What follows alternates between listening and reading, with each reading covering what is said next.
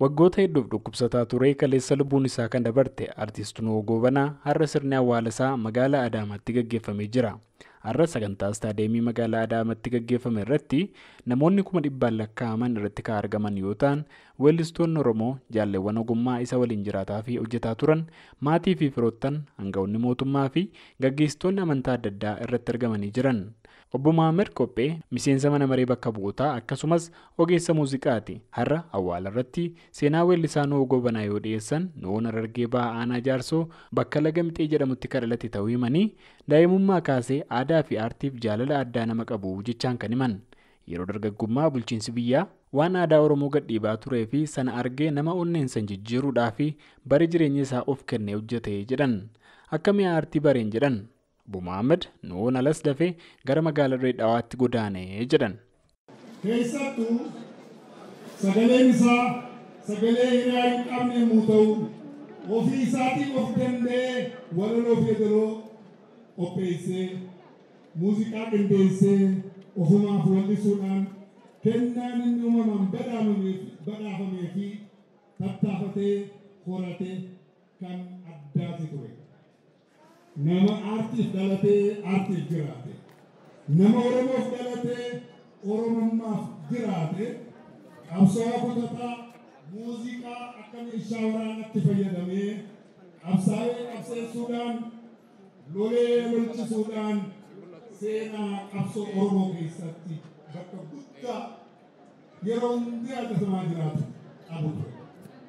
Obbo Mahammad Nuwoon haalli biyyaa waan isaaf hin taaneef biyyaa godaanee albamuu muuziqaa isaas jalqabaa Jibuutiitti baasee jedhan. Akkuma haalli mijaa'eetti baqattoota Oromoo bohaarsaa hamba birattis afaanii fi aartii keenya mul'isaa hojjechuu isaatiin dafee beekamuu, dhaadheeffamuu, jaalatamuu eegale. Waggoota amma tokko Jibuutii erga ture booda gara Yaman tarkaanfatee achumaan Saawudi Arabiyaa seenuudhaan Saawudii keessa jiraachuu hojjechuus jalqabe. Haalli biyya sanii aartiidhaaf kan hin mijoofne ta'us Nuwoon garuu haala rakkisaa keessattis hojjechuu haala hamaa hunda mo'atee bira dabruu nama danda'u waan tureef haala san keessatti baqattoota bohaarsuu uummataatiifis albama isa haaraa tokko guutuu gara biyyaa erguu nama danda'e.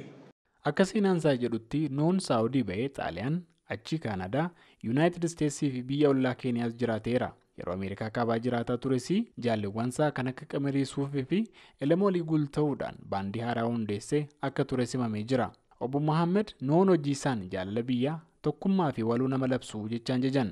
Warra baqatti Nuwoo duukaa ture keessaa Qamarii Suuf nama takka. Yeroon ani isa beeku keessatti Nuwoon takkaa firasaa warrasaa ilmansaa jenne guyyuu bilisummaa uummata Oromoo ja'a nama mo'amee mataan qabamee jiraachuu danda'u miti. Daangaa Oromiyaa ja'a, eenyummaa Oromoo ja'a, afaan Oromoo ja'a, aadaa Oromoo ja'a. Gaafa Xaaliyaan Rooma keessa hojii turre obboleessi biyya Elemoollee sunaa hojii jira. Oofisa tokko afaan Yuunaayitid Neeshinaa dhayinee uучee jedhanii nu ari'an. Gabbaheeti boo'ee Nuwoo maaliif gochaa jennaan ani tanaan ba'uu jedhe guyyuma tokko osoo addunyaa tanarraan deemne waajjira afaan Oromootiin dubbatu biyya afaan Oromootiin dubbatu silaan arkee nama jedhe. Har'aan tana garuu wanniin gammadu keessaa takka bara 1991tti pooliskiiwwan Gullallee gaafa waraana nutti bananii xiyyitiin mataa isaa gubbaa dabalaa turte silaa gaafas du'ee irra Nuwoon waan ammaan tan argatan hunda arguu jechuudha. Asiin ga'uu isaatis ni gammadaa jechuudha. Obboleessi keenya akkuma reefu dubbannetti Xaaliyaanittis Oromummaa falmaatii nuti. Oromoo namni hin beekne tana alagaa hundatti himaa biyya keessattis eega baandii Xaaliyaanittis gadhaabnee eega uummata Xaaliyaanillee naannoo kan jiran Oromoon maal akka taate beeksifne booda achiin kanaa dokunnee kanadaattis gadhaabnee Waashingtan DC'ttis kunnee ijoolleen keenya Oromoon keenya komunitiin cinaa dhaabbatanii gadhaabnee yeroo nuti as deebinutti faranjii fi naannoo keenyaa hundinuu Oromummaan akka fakkaatu Oromummaan akka taate baranii jechuudha. Har'asutu jiraate jedha Qamar. Nuun akka namni walitti hin naafne waliif akka tumsuu fi jaalala waliif akka qabaannu nu gorsaa akka jedhe Qamar dhaloonni kunis fedha isaa kana hordofuu akka qabu dhaame. Sirna awwaala Nu'uu irratti afyaa'ii caffee mootummaa naannoo Oromiyaa Aadde Saadaa Abdurrahman dabalatee aangawoonni mootummaa adda addaa dura buutonni paartilee siyaasaa kaan gaggeessitoonni amantaa garaagaraas irratti argamanii jiran. Maarshi baandiin poolisii naannoo Oromiyaas sirna kana irratti weelluu garaagaraa dhiyeesseera. Gabaasa Sagalee Ameerikaaf Galmuu Daawit Adaamarraa.